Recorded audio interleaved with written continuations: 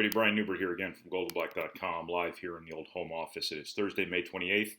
This is your goldenblack.com Daily Quarantine Simulcast for today. Originally, this was going to be your second to last edition of this soon-to-be award-winning series, but I've decided, I guess, to just take it through the end of next week now, because I figure I'm going to have a little bit to talk about next week in some form, so we will extend this another week. So this is not your second to last goldenblack.com Daily Quarantine Simulcast after all, but it is still brought to you by Follett's Purdue Bookstores, Purdue Federal Credit Union, the 6th Street Dive Restaurant, First Source Bank, East End Grill, and the Charters Team Remax Ability Plus. I want to remind you once again, if you're looking for a great dinner or to simply support our local businesses in what we hope is the final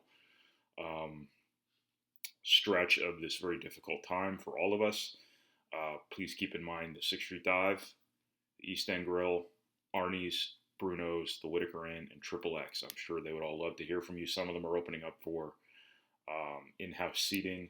All of them, I believe, remain open for carryout orders, one or the other. Please keep them in mind. If you're accessing this video on our YouTube channel, please subscribe. Sooner or later, we will have a flow of Purdue stuff coming on there that doesn't involve me, thankfully for you. So please hit that subscribe button. Today's topic, had a little bit of news last night again,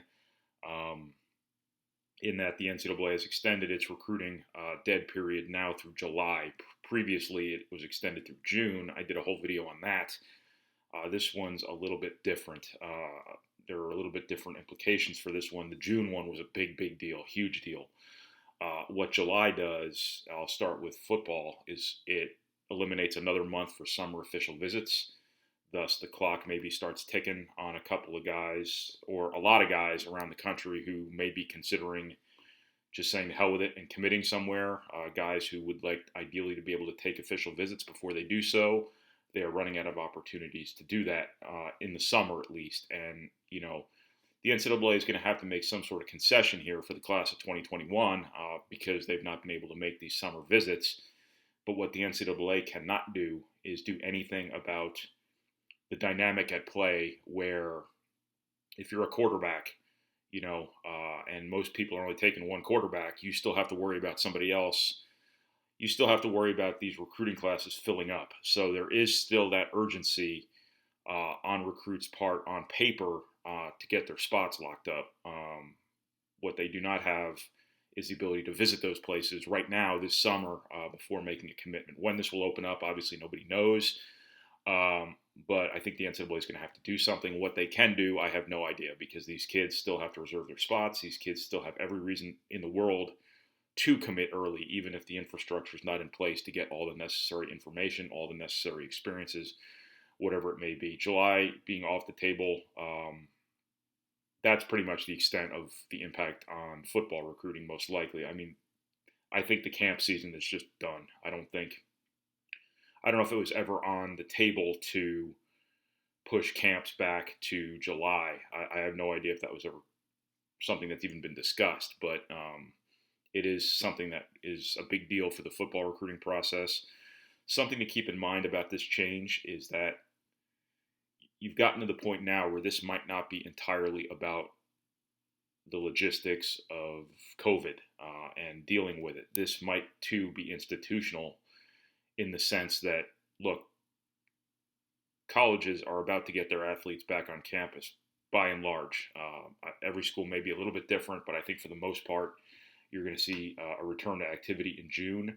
Coaches need to be with their teams. Coaches need to make up for lost time here, whatever time that may have been lost. Coaches want to be with their teams. Coaches want to, be on their campuses most likely. So I don't know how much of this most recent extension through July is simply a matter of concern over COVID as it is the logistics of coaches not wanting to be off their campuses recruiting or not having to be entertaining recruits while they need to be dealing with and caring for their players and coaching their players and doing whatever they need to be doing to make their players, to give their players the best chance to be successful possible. So I'm not really sure how much of that played into this most recent NCAA decision. I'm sure it was a factor. In basketball, July obviously is the seminal evaluation month of the whole process. There already was no spring evaluation period. There was no June evaluation period, which is the time set aside for high school events. Now there will be no July evaluation period. What do you do now? I have no idea, because I don't think the AAU season is going to get pushed into August and September. I think they're just to the point now where there probably is no AAU season. I've wondered if like some of the shoe companies wouldn't put on a tournament, have guys play, and maybe live stream things out to coaches. I don't know how viable that is. I don't know how worthwhile that is.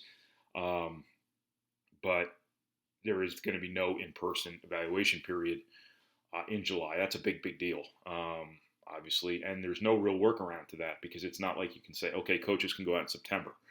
Because coaches have players on their campuses they need to be working with, they need to be with. School is starting, theoretically. But also, you don't know what's going to be going on in high schools. You don't know if high schools are going to be open. There might not be anything to see there, so you can't really say, well, we're just going to push this back to then, because you don't know what then even is. So this is a huge, huge deal for college basketball recruiting. Maybe not altogether surprising, but a big, big deal for college basketball recruiting. How this affects the process, same way all of this has affected every recruiting process. More guys are going to be missed. Less guys are going to get seen. For the schools who are in on really good players for a long period of time prior to this, like Purdue is with the class of 2021, I think it's nothing but helpful, because all of its guys now that it's recruiting don't have Mike Krzyzewski and Roy Williams sitting courtside, which is always a positive thing for everybody but Duke, North Carolina, and probably a handful of other schools around the country. But the biggest thing is you're going to see more, whether it be football or basketball, the less evaluation opportunities are going to be. There's going to be more bad evaluations. There's going to end up being more transfers. There's going to be more guys missed, more guys who wind up in the MAC who are clearly Big Ten players, just in time for the transfer rule to get passed. So those guys can just play a year in the MAC, establish themselves, and transfer to the Big Ten. So it all works out. It's all a closed system.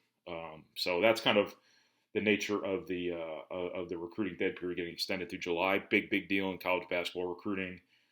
Pretty big deal, I would say, in football recruiting. Can these guys make official visits in August for football? I don't know. Do schools want to be hosting official visits in August when theoretically you're preparing for whatever form your season's about to take? That I don't know either. But the NCAA is going to have to address this in some manner. Some concessions are going to have to be made in both football and basketball for the prospects in the class of 2021, specifically for football in terms of their visit opportunities, but also for coaches in terms of their evaluation opportunities. What options you have, again, no idea. So, again, as has been the case with this whole COVID-19 ordeal, every question that gets answered only is a gateway to the next 100 questions, and that's kind of where things are in recruiting here. So that's what I got for today. This is our shortest video yet. Hooray. This has been your goldenblack.com Daily Quarantine Simulcast for Thursday, May 28th. We will talk to you again tomorrow, that being Friday, May 29th. Thanks, everybody, for watching. This has been brought to you by Fox Purdue Bookstores, Purdue Federal Credit Union, the 6th Street Dive Restaurant, First Source Bank, East End Grill, and the Charters Team Remax Ability Plus.